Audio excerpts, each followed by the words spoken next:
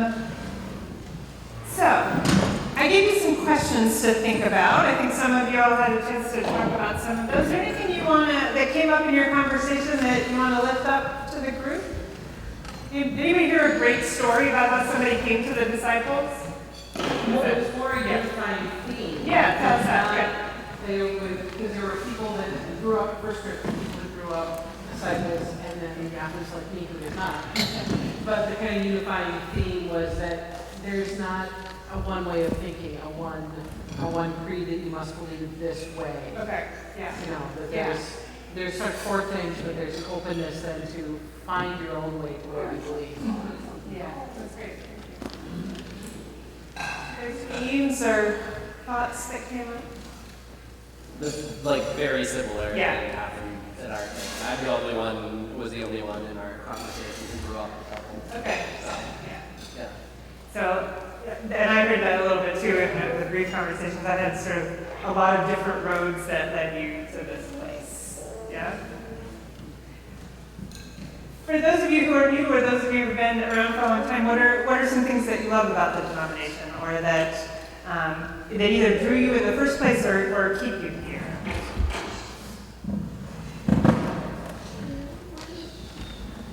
I'd say for me it was the openness to independent thought. Okay.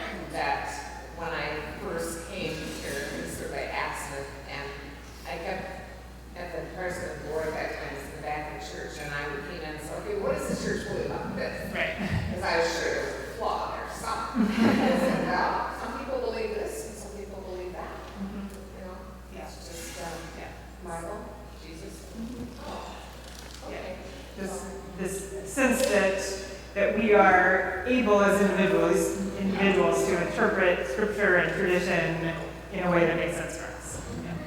Right, and just to sort of dovetail on what Karen said, that even though we may as a congregation be believe in some different things, although we have sort of a framework of commonality, we can all coexist, you know, with those differences, and that diversity can make us strong. Yeah.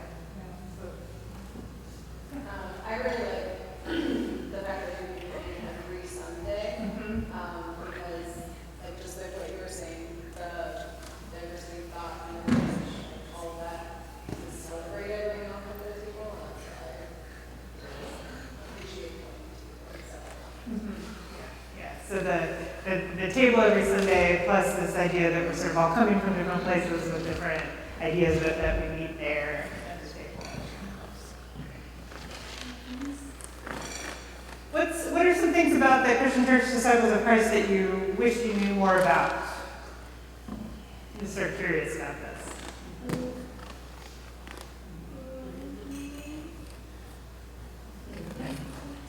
Maybe y'all are experts in yeah, there isn't it. Right. Yeah. I wish I knew more about how we're different from other denominations. Okay. So maybe I just wish I knew more about other denominations. Sure. But you know, what makes us really distinct? And I think maybe some of the things that have already been said today are some of them. Yep. Yeah. Yeah. Good question. Two things, both at the General Assembly, the one day that I went, and then our post-study, as a lifelong disciple, I did not know how much I do not know Yeah. about the denomination. I looked up the charts and the whole big concept of how everything works together, and I just never thought about that. Yeah. And I realized I'm sorry I hadn't been knowing that, and I'd like to know a little bit more about that. Sure. And the second thing is, I've always wondered about the working together of our church and the Black Convocation Church and the Asian group, the Pacific Islanders and the Hispanics. Those are separate streams but united, and that's, I can't tell if that's how that works exactly. Sure. How much of a good thing it is, how much of a problem it may be in keeping separate groups. So I like to. Yeah, those are great questions. We'll talk a little bit about some of those. Yeah. And I can point you to some other resources to learn more for sure. Through reading the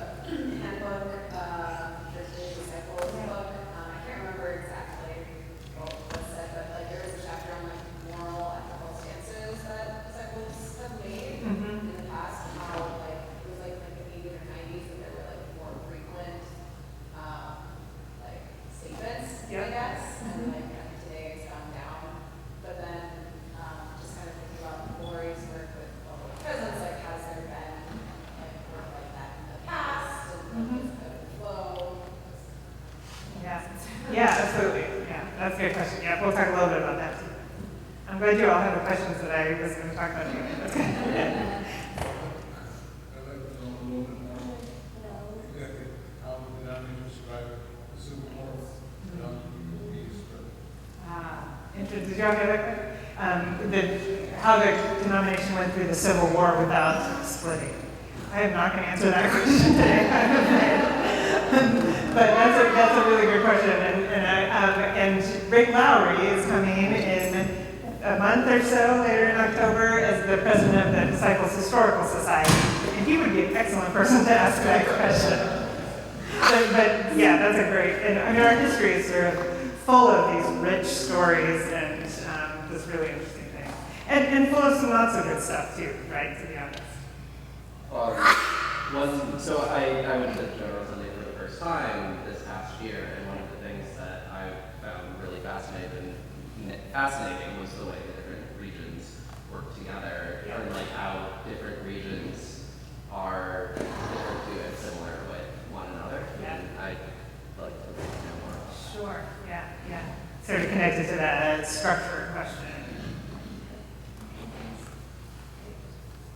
Well, please. I was wondering, I've been in this particular church for more than 60 years, and I was born into the church, but then we moved around, and there were no up here in the northern, I lived in Wisconsin for a number of years, there were, disciple church.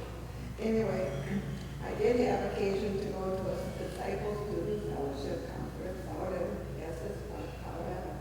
And there's where I saw how many of the southern states had ginormous youth people. And I don't think we ever have come up to that status in our borders. And that's why I have to why what we have not done to make it is wonderful. Well, I don't know that it's not as wonderful. It might just not be as big. But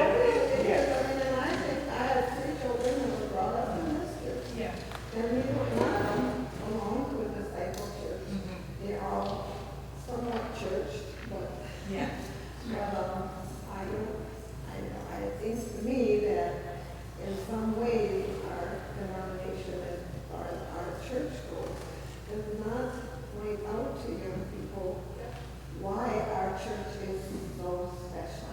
To me, it is. We often talk about the disciples being like the best kept secret in America. Especially up here. Yeah. If you're not Lutheran. How many of y'all have, I heard a couple of people who went to General Assembly. Who else went to General Assembly this year? So good, lots of you, great. What other denominational activities have you participated in? Whether that's public presence activities or regional things, what else have you done beyond the congregation? So a big thing for me and for Justin as well, is we went to the church. Yeah. And that was a huge impact. Yes. And I also interned there. Okay. And you could be a counselor there next year. I guess it just, Yes. How many people went to a disciples church camp? Those are really formative experiences, right? What other denominational things have you been a part of? The Upper Midwest Women's Retreat. Women's retreats. Quadrennial. Oh, for the region, great, okay. Yes, you've served in leadership positions in the region, Dan has. The all congregational gathering. Okay, I don't know what that is, tell me about that. It's, instead of having a regional assembly, I mean, there is some business that may be taken care of, but it's mostly about spending time together and getting to know each other, and there may be a theme that speakers are, revolving around. But less about business and more about gathering. Yeah. Yeah, good. Okay. Other experiences you want to share? Well, I felt that's really helpful to hear your questions and things you've done. I thought we talked a little bit about some of those structure questions, and then if this sounds good to you, I'll tell you a few things that I see going on that I'm really excited about, and things that I think are happening in the church that are good things. And then if y'all have questions and want to have some further conversation, we can do that, and we'll wrap up in another half an hour, 45 minutes or so. Does that sound good? Okay.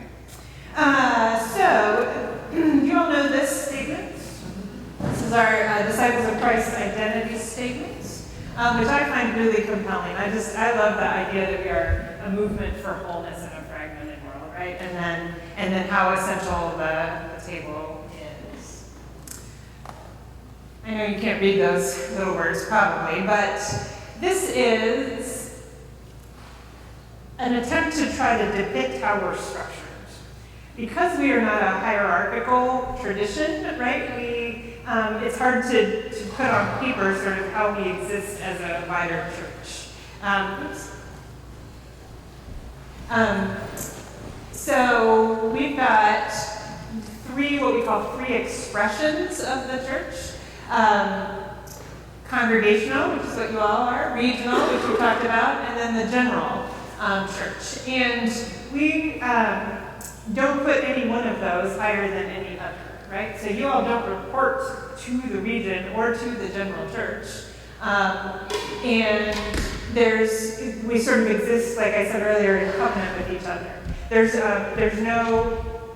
nothing that sort of binds us together. There's no official contract, there's no signed paperwork, that sort of stuff. We exist together because we are in covenant with each other. Congregation, we've got about 3,200 congregations. This says 32 regions, but if you were at the General Assembly, you know that we created a new region out of 2, so come January, we'll have 31 regions. The General Church includes the General Assembly and the Office of the General Minister and President. Program ministries, the general ministries, the racial ethnic ministries, and then some other recognized organizations that are affiliated with the church. This, I think, is a helpful graphic, and maybe afterwards you can come and look at it a little closer, but in the center, so this is a little bit to your question about sort of how the general church operates. There's the General Assembly there in the middle, and the General Board, and the Administrative Committee.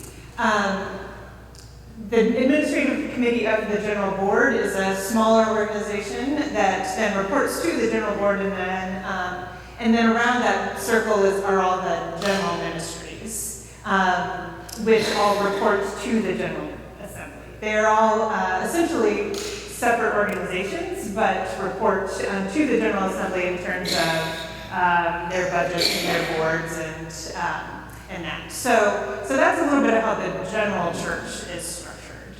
And one of the things I want to talk a little bit about, and I think these slides might have an automatic move ahead on them. So I'm going to stay on this slide for just a minute. If you can just get it back there if we need to. Thanks.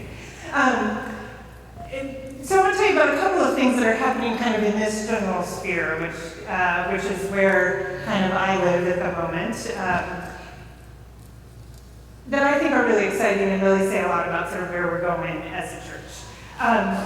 One is, so these are all sort of mostly related to the General Assembly and the General Board. One is that there is a committee of the General Board called the Governance Committee, and that's the committee that sort of determines the rules by which we exist, the sort of ways we govern ourselves, who serves in what capacity, that sort of thing. So the Governance Committee is tasked right now with looking at our design. Are you familiar with the design of the Christian church? It's kind of like our constitution or our bylaws. So the Governance Committee is taking a look at our design to see if there are things we need to shift to better reflect who we are as a church right now. This is not the most interesting work for some people, but other people really love this work. And so there's a great team put together, the Governance Committee, that's looking at this sort of stuff. And I was on a retreat with them a few weeks ago, and they are really excited about digging into what it means to be a covenant church. a covenantal church that binds itself not by rules and contracts, but by covenant with each other. And so over the next couple of years, you're probably going to be hearing some more about that. This group is going to do some education and help congregations learn about the covenant within the Christian Church Disciples of Christ. And they're going to take a look at the design and see if there are some things that need to shift a little bit. Any organization needs to do that from time to time, to look at the sort of ways we govern ourselves and see if there are things that need to change. So I'm really excited about that work because I think there's some really good energy there, and I think it will help us be stronger as a congregation if we can understand how we are connected and what covenants we've made with each other. So that's one thing. There is also a social witness task force. This came out of a General Assembly resolution several years ago, and in which the church was challenged to think about how we make statements, like you were mentioning. If you've been to a General Assembly, you're familiar with what we call the sense of assembly resolutions. Those are the resolutions that make some statements, some affirmations, some challenge to the church about something that's going on in the world. So this summer there was the resolution that was about educating and welcoming trans people into the life of the church. And that resolution said that as Christian Church Disciples of Christ, we need to educate ourselves and to learn to be welcoming. And so over the years, we've done lots of resolutions like that, like you were saying. And one of the things that has become clear in recent years, or has been a challenge, is that I think as a denomination, we're having trouble figuring out how to disagree on things. And most of us love the idea that all of us come with different ideas and that we can disagree and we all meet at the table. We've not figured out how to make those public statements and have that lead into good, healthy conversation. And so the engagement at the General Assembly, at the general level, about those kinds of resolutions has been really challenging. If you've been to General Assemblies years past, you might have noticed that in the last couple of years there are fewer people speaking out against resolutions. I think that is not because everybody in the room agrees. I think it is because we are in a place, both as a church and as a culture, frankly, where it is very hard to talk to people about things we disagree about. And so several years ago, this social witness task force was put together to look at whether there are different ways we might do those sense of the assembly resolutions in a way that encourage people to engage differently and more deeply. And so that committee is sort of, will be wrapping up its work in the next year or two to present something at the next General Assembly. So there may be coming some changes about how we make those statements. And I think that is really important because historically we have made lots of important statements like that, and we still do. At the Assembly this past year, if you were there, you might remember the emergency resolution that was about naming that providing basic human needs like food and water was a virtue of our faith, that our faith calls us to care for people. And that was a response, of course, to people who were working at the border and were trying to provide food and water, and they themselves were then detained or arrested. And so that resolution became then a place where the church could say, we think this is an important value of our faith tradition. So I think those statements are really important too. I do think we've got to figure out ways to do them so that we can have conversations about them. So that kind of conversation is happening in this social witness task force and in lots of other places too. Another thing I'm really excited about is the intentionality with which we are a anti-racist, pro-reconciliation church, right? We've named that as one of our priorities, and we've instituted that in a variety of ways. The boards of these organizations and the general board and the administrative committee are very intentionally diverse. I am working with the nominating committee this year, the general nominating committee, who is tasked with finding leaders for much of these circles up there. And there is an incredible intentionality about making sure that those leadership positions are filled by a whole variety of people. And part of that is including our racial ethnic ministries, but part of it is just sort of reflecting the diversity of our whole church. And I just think that is one of the things that sets us apart in some ways from other denominations. Not that other denominations aren't doing anti-racism work, they absolutely are. But we have made that a core value and a core priority for our church for quite some time, and it is sort of in our DNA in some ways, and that's really important to me. Your question about the convocation made me think to recommend a book called Journey to Wholeness, which is sort of a history of the merger agreement, which is the agreement by which the convocation churches and the Christian churches, which were primarily white, became sort of one denomination that happened in the 60s. And it's a really important part of our history. So that's when Rick is here later in your time together, he'd also be a good person to talk to about that sort of stuff. So, social witness stuff, I'm really excited about governance things. I'm excited about anti-racism work. And then I'm really excited about what I see as an increased interest and support of Disciples Mission Fund. I mentioned that this morning.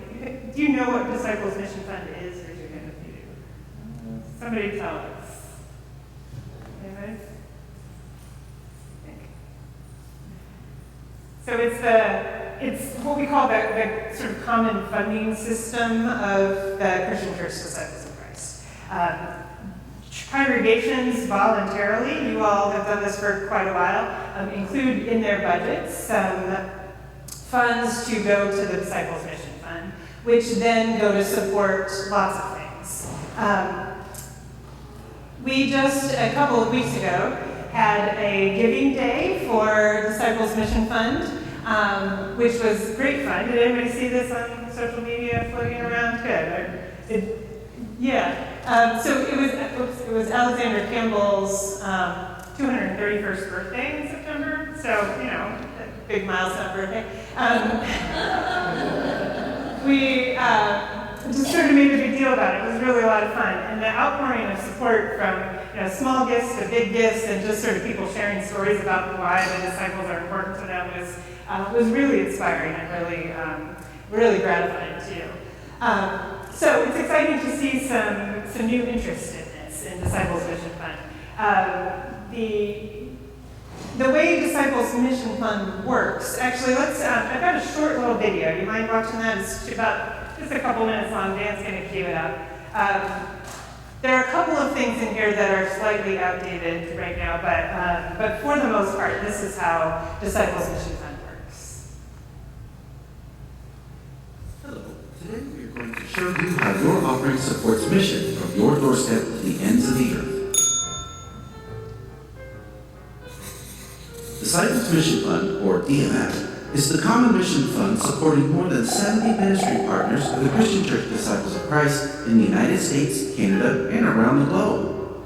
Your local congregation decides whether a percentage of the offerings received in your church or a fixed amount of your church's budget will be given as denominational mission support. Your church treasurer then sends a check to the Disciples Mission Fund.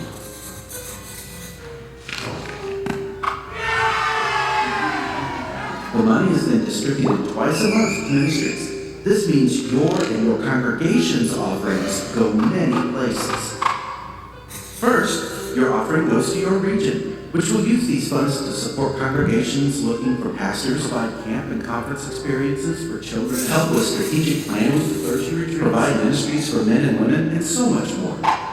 Your offering also goes to the general and racial ethnic ministries of the church, which support many ministries.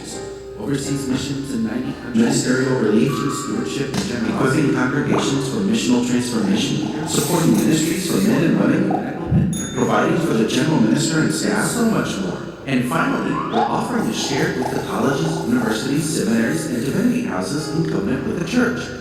These funds provide scholarships, spiritual support for students, chaplains, church relations offices, and leadership development opportunities like religious-based study abroad and participation in general church events like the General Assembly. Disciples Mission Fund also has 4 special day offerings: Easter for general racial ethnic ministries, Pentecost to help start new churches, Thanksgiving for higher education, and Christmas for your region.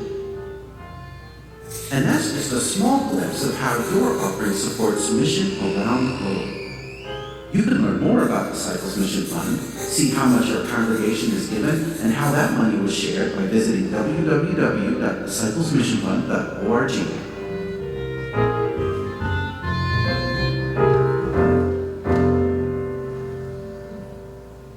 So many of the things that I heard you all say a few minutes ago about ways you've participated with the denomination were listed there as being supported in some way by Disciples Mission Fund. So I think it's helpful to sort of make those connections.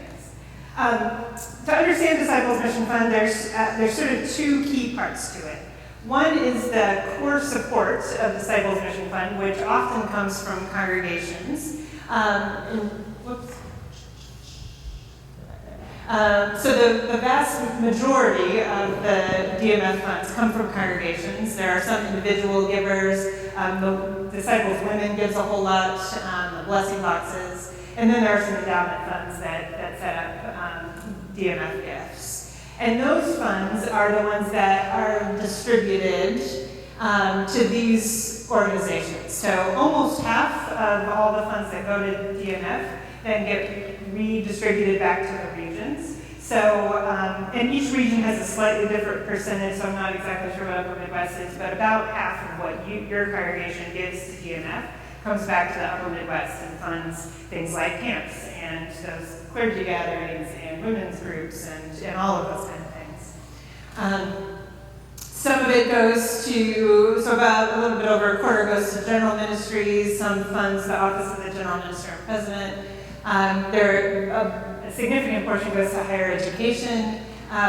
So we've got quite a few disciples-related seminaries and divinity schools and colleges that get a share of Disciples Mission Fund resources, and then a number of other ministries too. So it's something like 83 different organizations get supported through Disciples Mission Funds. So it is a way that one gift does a whole lot of work.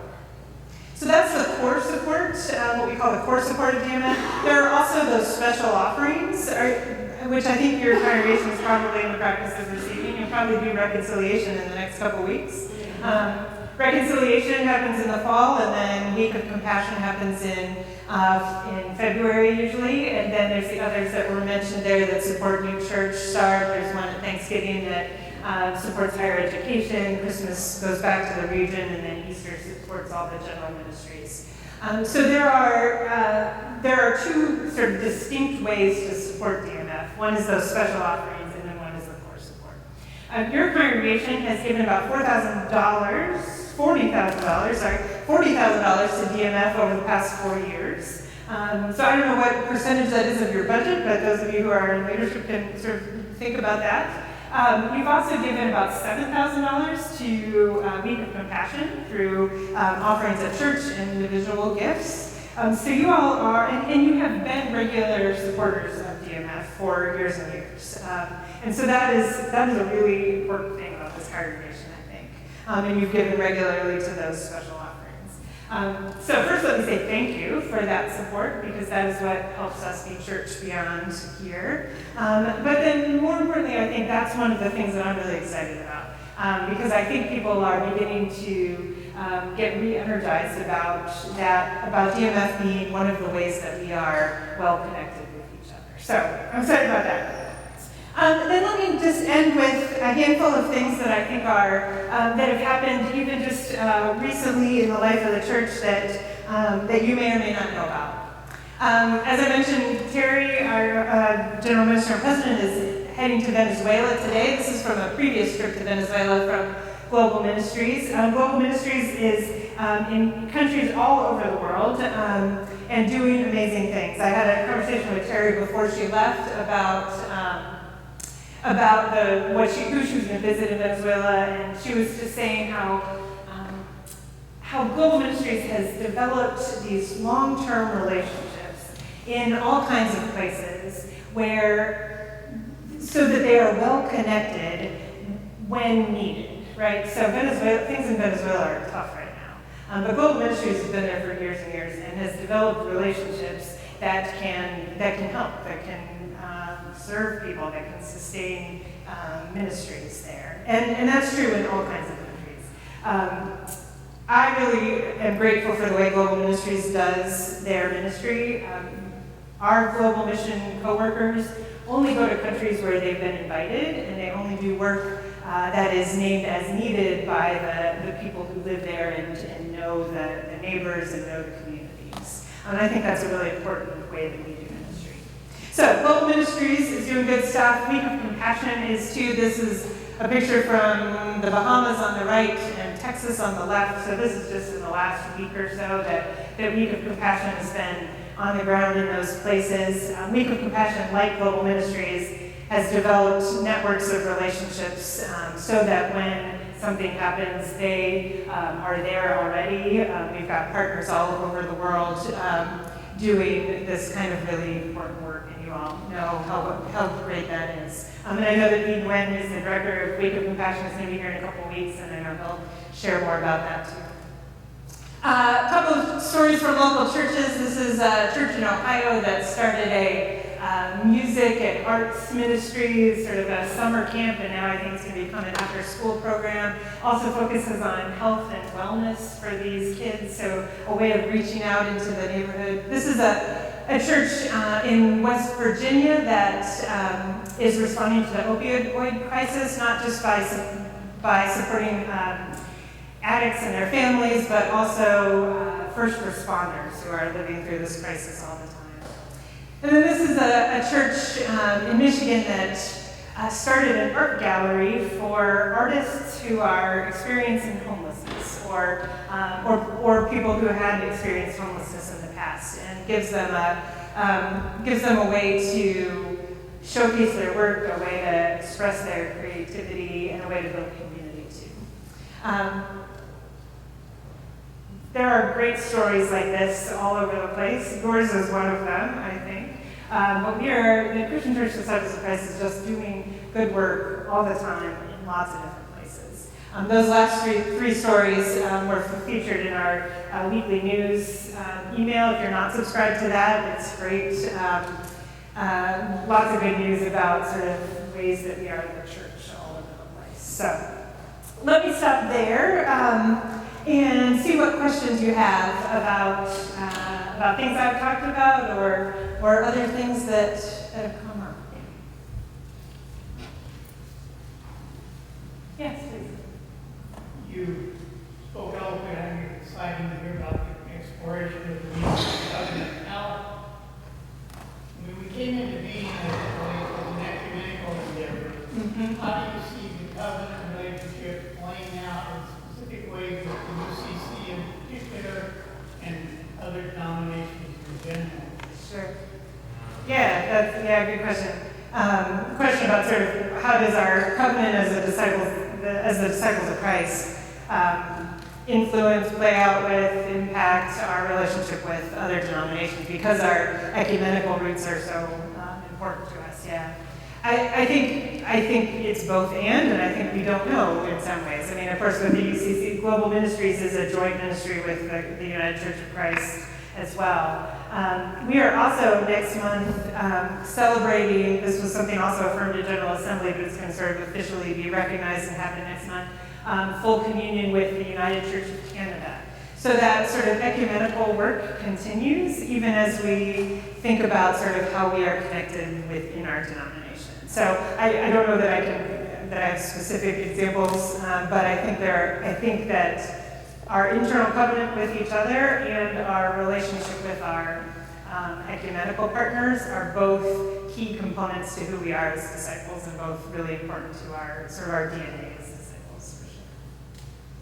I'm curious about this covenant relationship. One of the questions that caught my eye was, Yes. why is it important for your congregation to be part of the denomination? Yeah. And it just seemed like an odd question to me because I'm thinking, well, what would we be if we weren't part of the denomination? Sure. I mean, I guess I was looking at more the negative, but, you know, like, okay, would we go with, kind of, we don't want to go alone. Part of being is the work we do through the denomination as a whole. But I never really thought about, do we actually have, as a congregation, do we actually have a written covenant with the denomination? Is there something written, or is it just kind of understood? And then I'm also thinking, because we had a situation here, which I'm not really sure what, but there was another denomination that expelled a congregation from their organization. Could something like that ever happen in our denomination? Could we ever say to somebody, you can't have the disciples' name on your church anymore?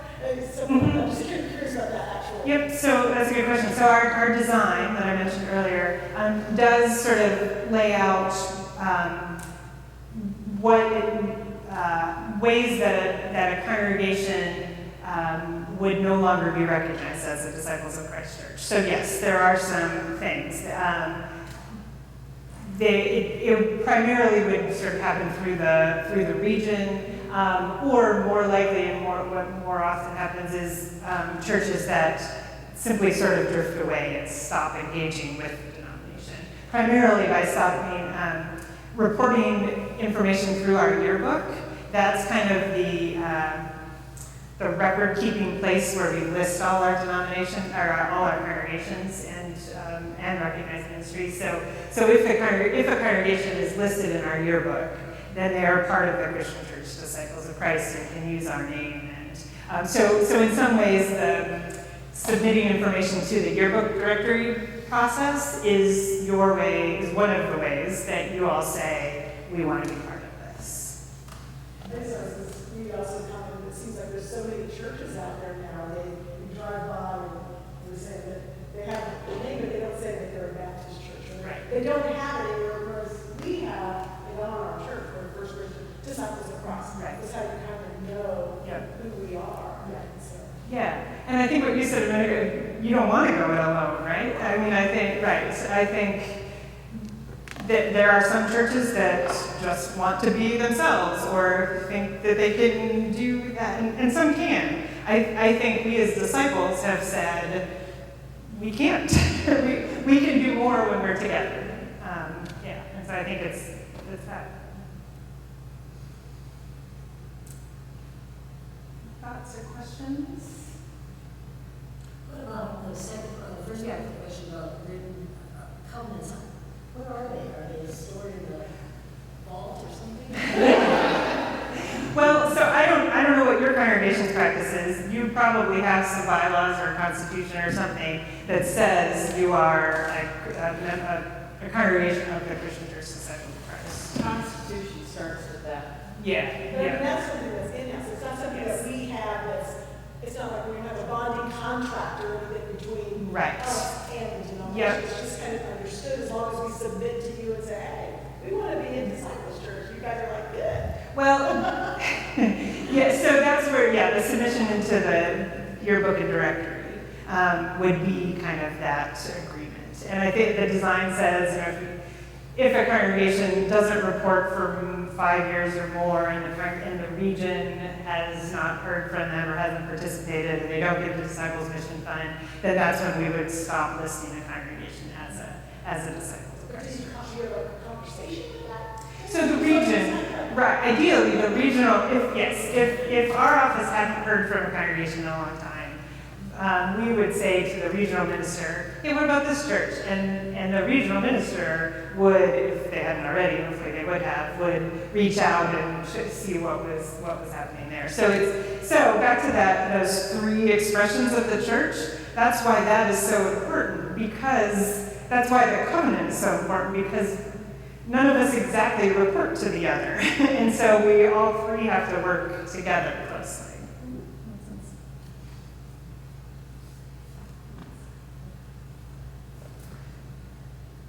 Well, why don't we stop there, and I'll hang around for a little bit. If y'all want to have any other one-on-one conversation, I'm happy to do that. I'm really grateful for the time together. I love to talk about church and the disciples, and so I'm glad to be with you today and just to hear about your really wonderful ministry. So thank you for including me, and I just wish you lots of blessings all these next few weeks as you're exploring all kinds of other things all around you. So thank you very much.